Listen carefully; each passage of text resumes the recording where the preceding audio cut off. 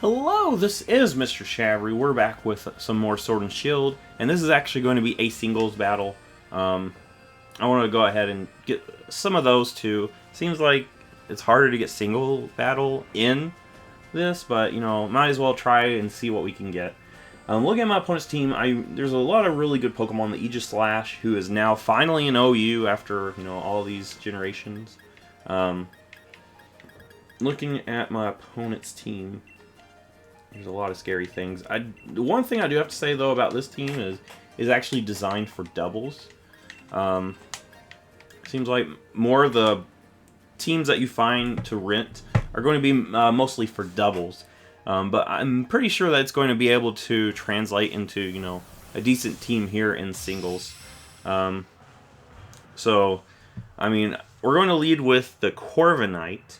I feel like it's the safest lead, looking at my opponent's team. I wish I had U-turn, but, it doesn't have U-turn, unfortunately.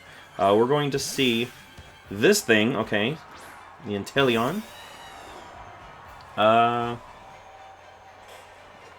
So I would like to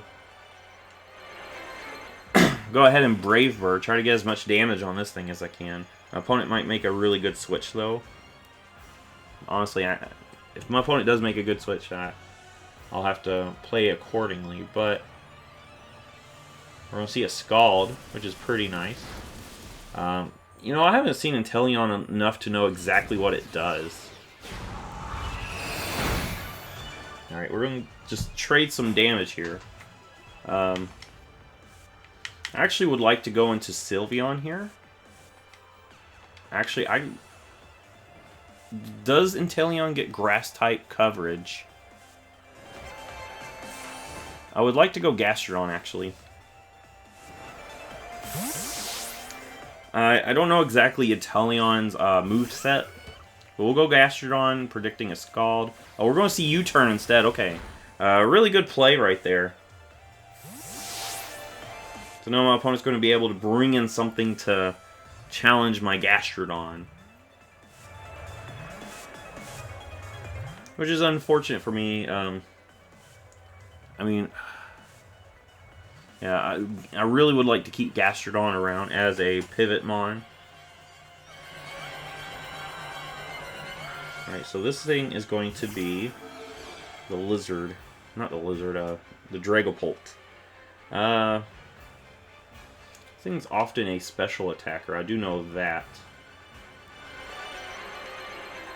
Don't know if it gets any grass moves, though. But I can go into Sylveon, and Sylveon should be fine swapping in here. Yeah, I feel safe going into Sylveon to take us... most of the time, these Dragapults are special attackers anyway. So if I can get Sylveon in here, we can, I guess, see what my opponent's wanting to do. We're going to see a Phantom Force. So this is going to be a physical attacking set.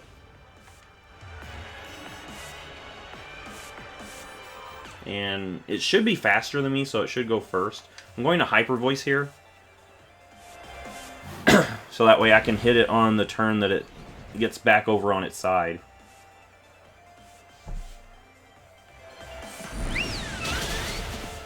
And we'll go ahead and take our first kill right there. Nice. I do see the reason why most people use the special variant of that, because it's got such a wide variety of moves that it can use. And it doesn't really have that many great Ghost-type moves. We're going to see the Toxicity. Gosh, what is that called? Toxicity. You know what I'm trying to say. I've got two possible Pokemon that can switch in, Gastrodon or Excadrill.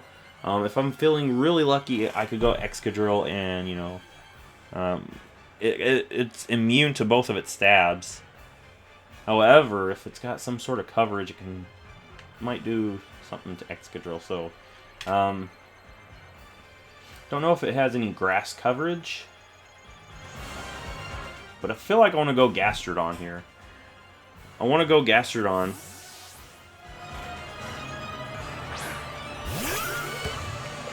And we'll see what this thing goes for. It's going to go for a Sludge Wave, so I could have easily went into Excadrill and had the advantage. We're probably going to see a Charizard, maybe. If anything, Charizard coming out. So I'm going to actually Scald here. I could go for a Ground-type move, but I don't think my opponent's going to stay in. I think my opponent, more than likely, is going to go into Charizard to protect from an Earth Power. We're actually going to see a Boom Burst. Ouch. Okay.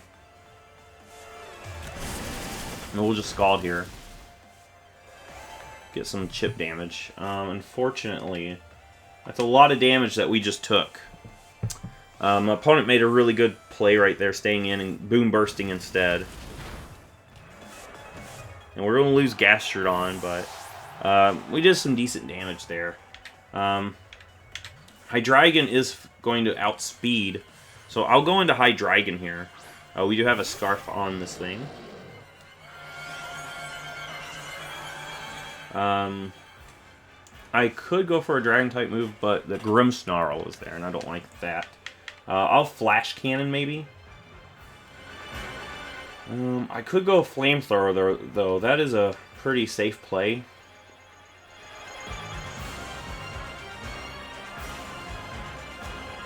I like the idea of going Flamethrower instead.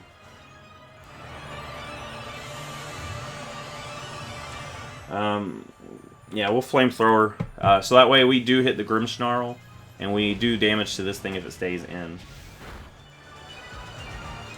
And unfortunately, we're not going to quite take it out like I was hoping. So my opponent still has this thing in the back. And I'm pretty sure we're going to see the Grimmsnarl, so yeah.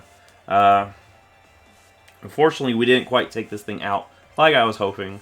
But if we could play around the Grimmsnarl, maybe we're not in that bad of a position. Yeah, this will be the Grimmsnarl. Alright, let's get something in here for Grimmsnarl. And Grimmsnarl is a really scary Pokemon. I could go Corviknight. And maybe scare this thing into thinking I've got a Steel-type move. I actually don't. But I want to scare this thing, maybe. We're going to see a play rough.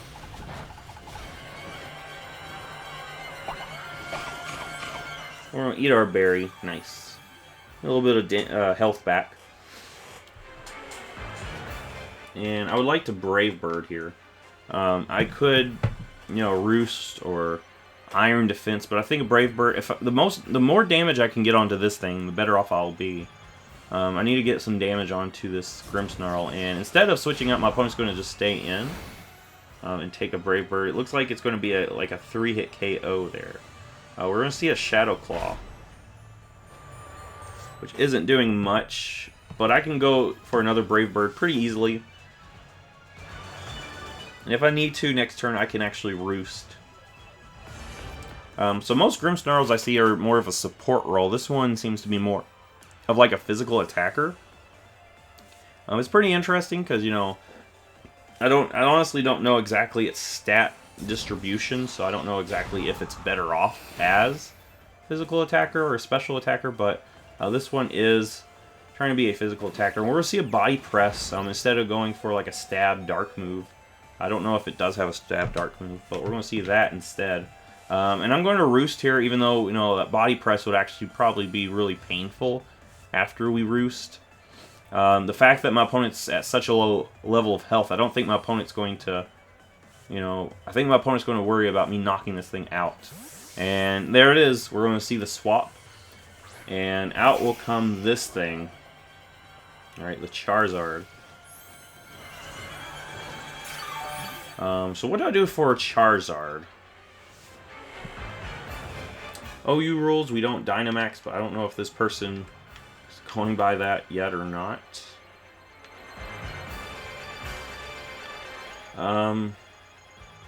Could go Sylveon. I mean, it can't really do much. Do I need to sack something off? I like keeping Corviknight for the Grimmsnarl.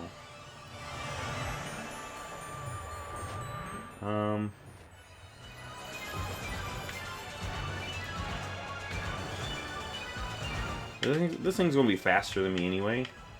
So I think I do want to switch. And I'll switch into Sylveon. I think I'll sack Sylveon off. I do have some things that, you know, can handle the Pokemon that I would normally keep Sylveon around for. So I think we'll just sack this thing off here. We're going to see a Fire Blast. We're going to actually survive, which is nice, but we get burnt, so we should probably go down to the burn, yeah. Unfortunate. Man, that was an unfortunate thing that just happened to us there. But we do have the Focus Sash on the Excadrill. So an easy Rock Slide will completely devastate this Charizard here.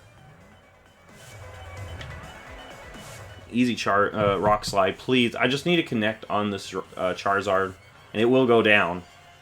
I just really need a Rock Slide to connect. Yes. Alright, and we take care of Charizard pretty easily there. Charizard is very weak to rocks.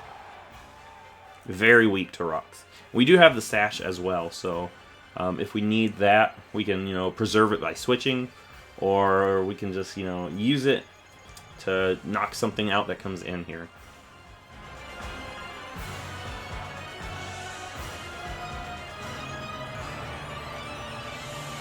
And I would like to keep my Corviknight around for the Grimmsnarl, but honestly, this thing can actually handle Grimmsnarl as well.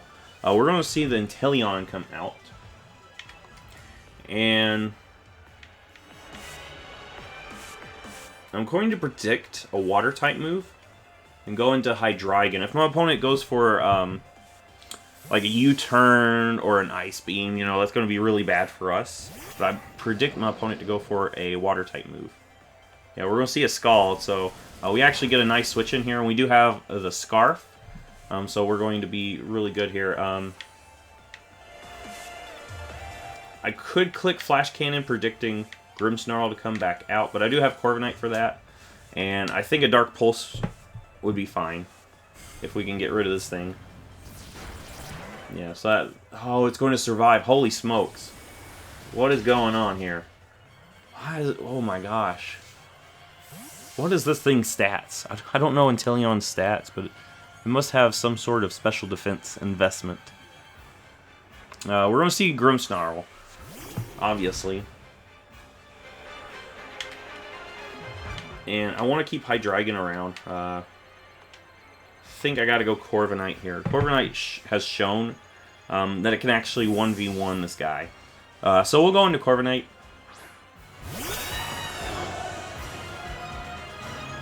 We're going to see a Leech Life. It's not going to do hardly anything to Corviknight, which is nice. My opponent... That was actually a good play on my opponent, though. If I did stay in, we would have completely lost Hydreigon, and this thing would have healed itself up quite a bit. But I'm going to Brave Bird here.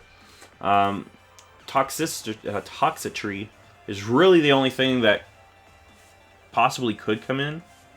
Everything else does not want to come in on a Brave Bird. So we'll probably see, yeah, here comes, what's this one?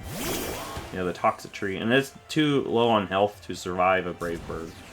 So we'll go ahead and just take this thing out. Nice.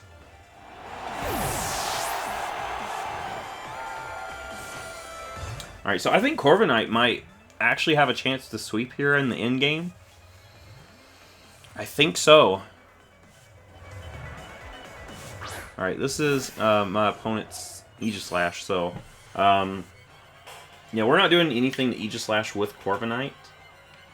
So I think we do have to switch.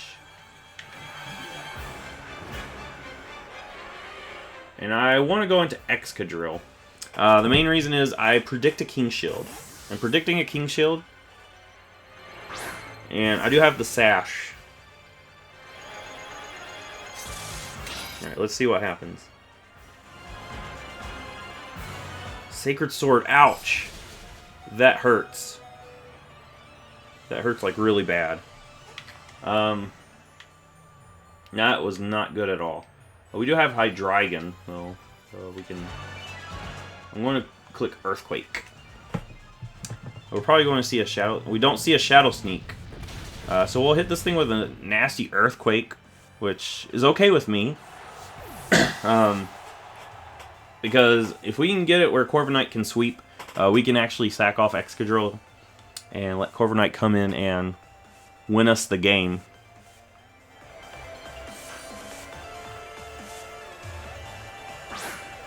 Alright, so those things here. There's no reason to keep Excadrill around. So I'm going to let the Inteleon have my Excadrill. And since my opponent went U-turn, that's actually okay with me. That means Grimmsnarl has to come in. My opponent was predicting me to switch there. I don't have a reason to switch because Corviknight can pretty much win this game at the end anyway. So honestly, there's no reason for me to switch, and we're just going to take this Grimmsnarl.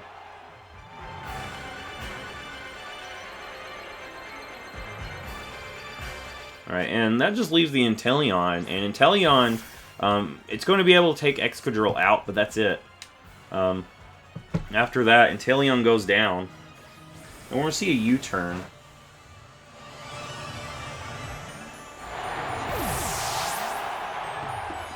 Alright, so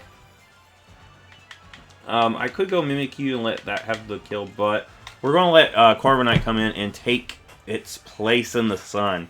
Corviknight, come on out here. Claim your victory. You're such an epic-looking Pokemon. Corviknight looks so cool. I love it. But yeah, we're going to let this thing just Brave Bird Inteleon and claim the victory.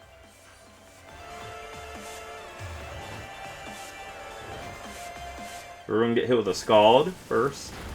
Oh gosh, that Scald did more than I thought it was going to.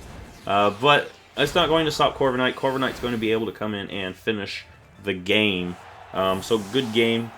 That was actually getting really close. A little too close for my comfort. Grimmsnarl is a pretty tough Pokemon to face. But anyway, if you like this, give it a thumbs up. Subscribe. And I will see you in the next Pokemon